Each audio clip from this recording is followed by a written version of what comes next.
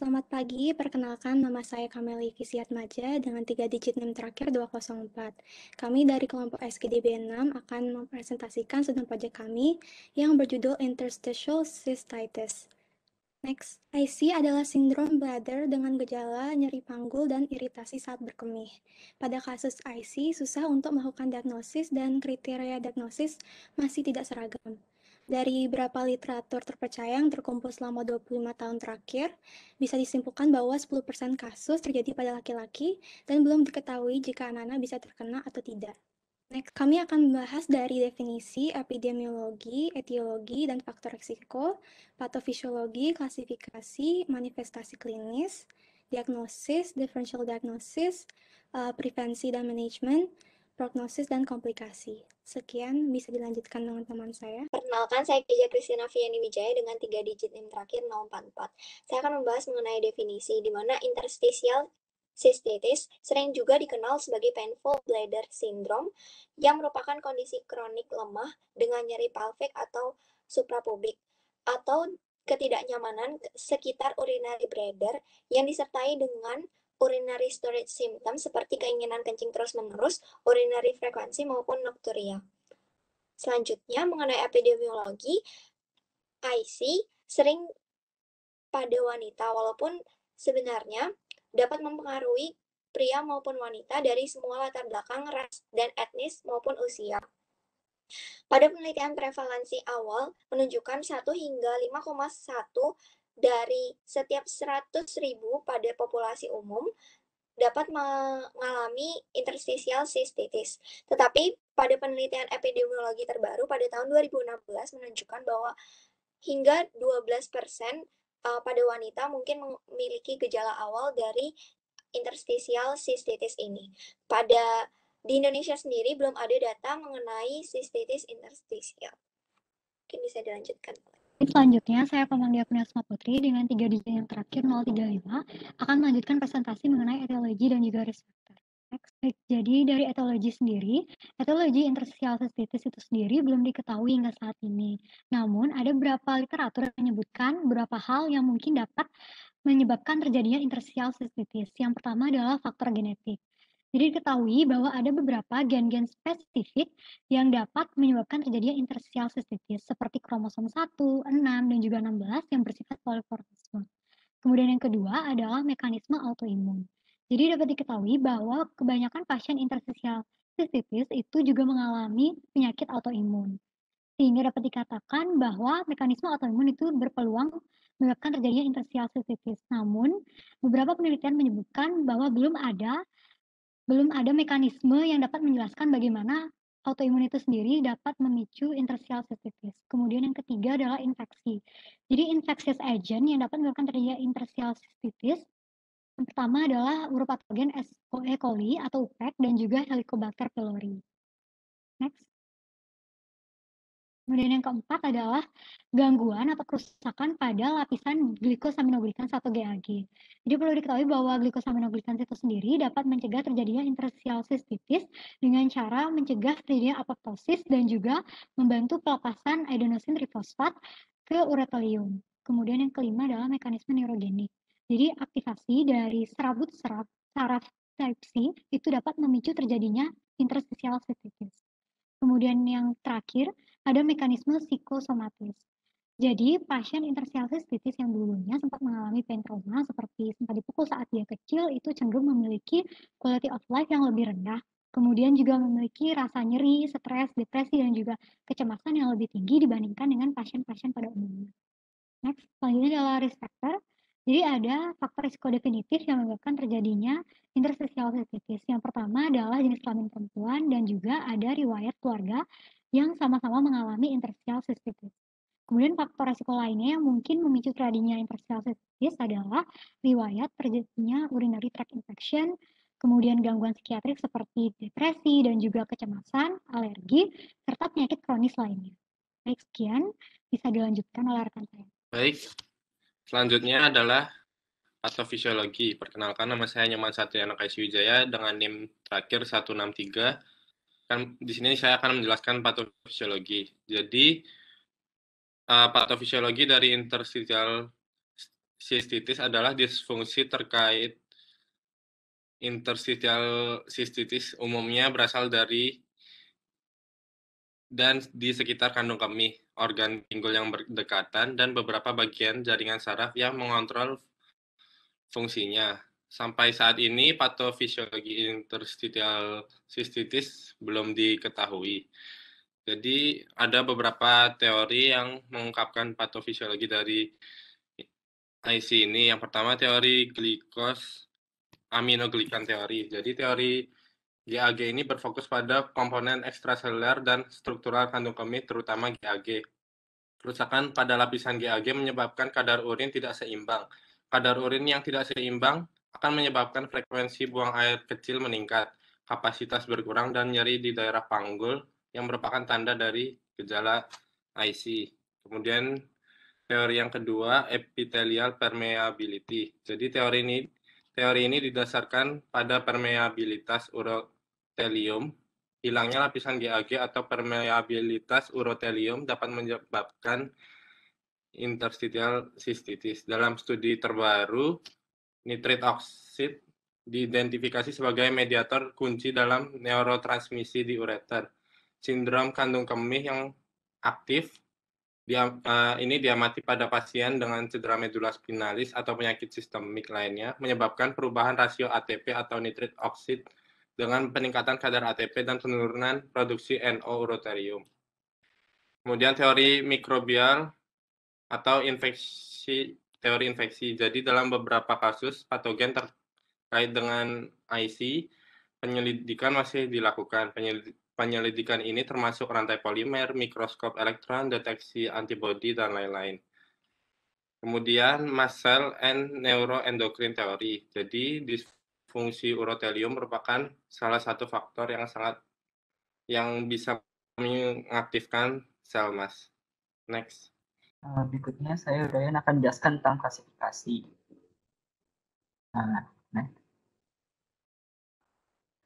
Jadi pada beberapa interstitial sistitis ditemukan terbentuknya Hanner lesion.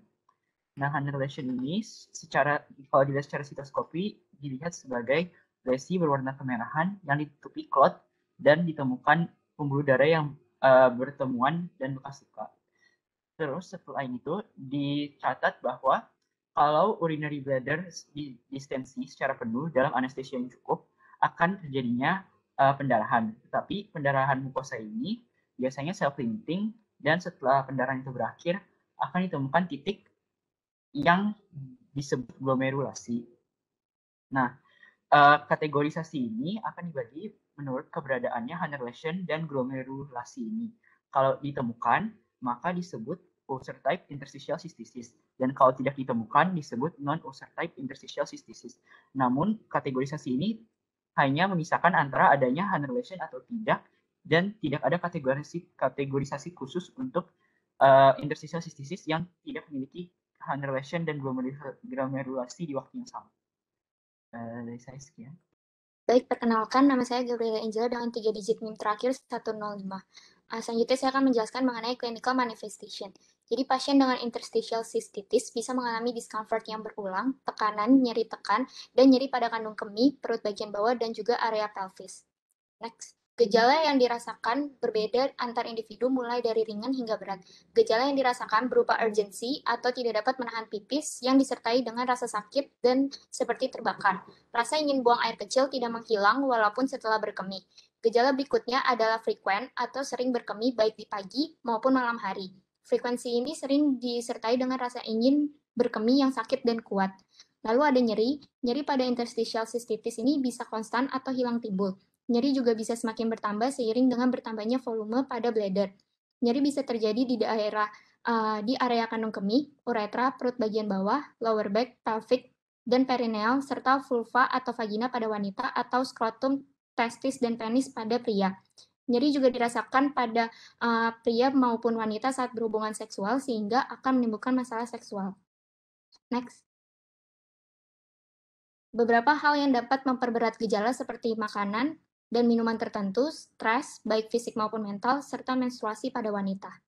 Bisa dilanjutkan? Baiklah, perkenalkan nama saya Oliver Wong Liki dengan 3 digit terakhir 255. Sini saya akan melanjutkan tentang diagnosis interstitial cystitis. Next. Baiklah, sampai saat ini belum ada gold standar dalam diagnosis atau deteksi interstitial cystitis dan tidak ada biomarkers yang diterima secara universal. Dokter harus mengesampingkan beberapa gejala umum untuk penyakit komorbiditas ini seperti diagnosis banding untuk memulai pengobatan. Antara biomarkers yang digunakan adalah urine, nerve growth factor, dan pro-inflammatory chemokines dan interleukin. Untuk urine adalah pilihan yang paling mungkin untuk menganalisis penyakit terkait kandung kemih termasuk IC. Beberapa faktor antiproliferatif spesifik yang disebut alpha-fetoprotein hanya ditemukan dalam urine pasien IC. AFP adalah biomarker yang sangat spesifik sekaligus sensitif. Namun tidak ada bukti ekspresi AFP untuk deteksi fase awal interstitial cystitis. Untuk nerve growth factor bukanlah biomarker spesifik IC karena keberadaannya di beberapa kondisi saluran kemih bagian bawah yang lain seperti infeksi saluran kemih, obstruksi saluran kemih, dan batu saluran kemih. Tetapi kadar urinnya terkait erat dengan skor VAS dari pasien interstitial cystitis. Beberapa pro-inflammatory chemokines dan interleukin diselidiki sebagai biomarker seperti TNF-alpha, granulocyte colony stimulating factor, and epithelial growth factor receptor. Interleukin 1, interleukin 2, interleukin 6, dan interleukin 8. Tapi semua ini yang paling dipakai itu interleukin 6. Dan interleukin 6 ini yang hanya terdeteksi pada penyakit berat seperti infeksi atau kanker mengalami peningkatan pada IC. Ini berhubungan positif dengan skor nyeri. Jadi interleukin 6 ini memiliki sensitivitas 70%, spesifisitas 72,4%, nilai prediksi positif 77,8%, dan nilai prediksi negatif 63,6%. Dalam diagnosis interstitial cystitis. Sekian dari saya. Perkenalkan, nama saya Cantika dengan 3 digit NIM terakhir 071. Akan saya lanjutkan dengan differential diagnosis. Next. Jadi berdasarkan nyeri, urgensi, dan atau frekuensi dari berkemih, terdapat 4 diagnosis banding dari interstitial cystitis, yaitu urologi, inflamasi atau infeksi, ginekologi, dan juga neurologis. Selanjutnya akan saya jabarkan satu persatu kondisi-kondisi yang mengarah pada diagnosis banding dari interstitial cystitis.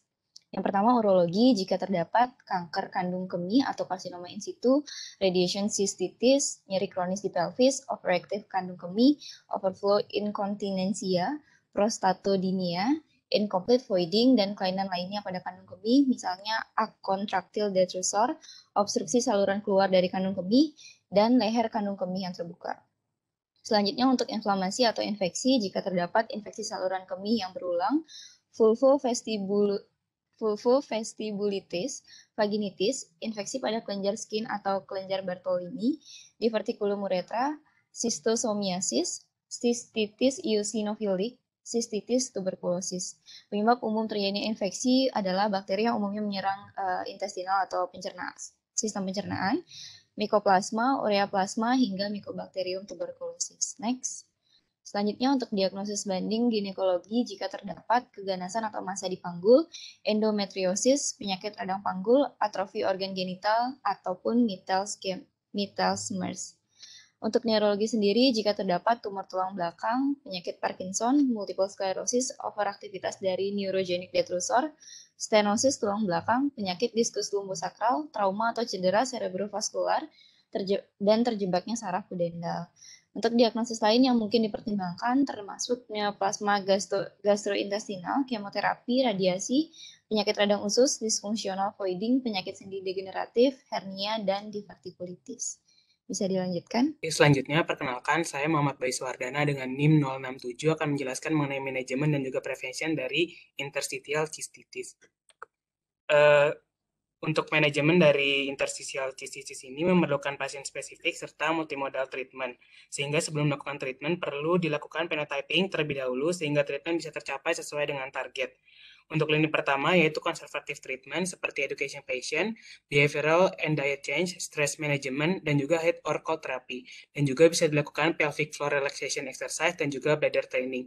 Dan selanjutnya, apabila treatment konservatif ini tidak menunjukkan hasil, bisa dilanjutkan dengan oral medication seperti pentosan polisulfat, tricyclic antidepresan seperti amitriptilin, histamin, dan leukotriene receptor inhibitor, imunosupresan, dan juga reseptor seperti AQX1125. Selanjutnya, yaitu ada intravesical medication. Contohnya adalah dimethyl sulfoxide, heparin, dan juga pentosan sulfide, chondroitin sulfat, dan hyaluronic acid, lidocaine, dan juga liposome. Selanjutnya ada intravesical physical treatment, dan juga ada neuromodulation seperti botulinum toxin A dan sacral neuromodulation. Apabila semua treatment ini tidak menunjukkan hasil atau gagal, bisa dilakukan surgery seperti supratrigonal cystectomy dengan augmentation cystoplasty dan juga urinary diversion dengan atau tidak dengan adanya cystectomy. Untuk algoritma dari manajemen interstitial cystitis ini sebelumnya dilakukan phenotyping dari pasien dan treatment dilakukan sesuai dengan phenotype. Seperti apabila phenotype adalah infeksi, bisa diberikan antimikrobial. Kalau neurologic system bisa diberikan amitriptilin dan juga gabapentin dan juga SNM. Apabila psikososial bisa dilakukan stress management dan juga modification of behavior. Kalau misalkan ulcer bisa dilakukan fulguration atau destruction, cyclosporin A dan juga surgery. Untuk tenderness of muscle bisa dilakukan fisikoterapi, myofascial dan juga myofascial trigger point release. Selanjutnya untuk prevention itu sendiri sebenarnya bisa dilakukan seperti dengan conservative treatment, yaitu education patient, behavioral and diet change, sama psychological stress management. Baik, selanjutnya saya Ikuti Yogi Pranata dengan 3 digit yang terakhir 134. Sini saya akan menjelaskan mengenai complication and prognosis. Next. Untuk complication sendiri, di sini pasien dengan interstitial cystitis memiliki quality of life yang buruk, di mana pasien dapat mengalami depresi, ansietas, stres, gangguan tidur, serta gangguan dalam kehidupan sosial. Untuk prognosisnya sendiri, prognosis dari pengobatan interstitial cystitis ini sama seperti pengobatan untuk penyakit kronik lainnya, di mana ini berfokus kepada meringankan gejala dibandingkan sebagai kuratif. Di mana prognosis sendiri akan lebih baik jika terapi dilakukan secepat mungkin. Dan ini juga telah didukung oleh sebuah studi yang menunjukkan 80% pasien mengalami perbaikan atau symptom resolution dalam 6 bulan terapi jika pasien diterapi dalam waktu 2,5 tahun sejak terdiagnosis.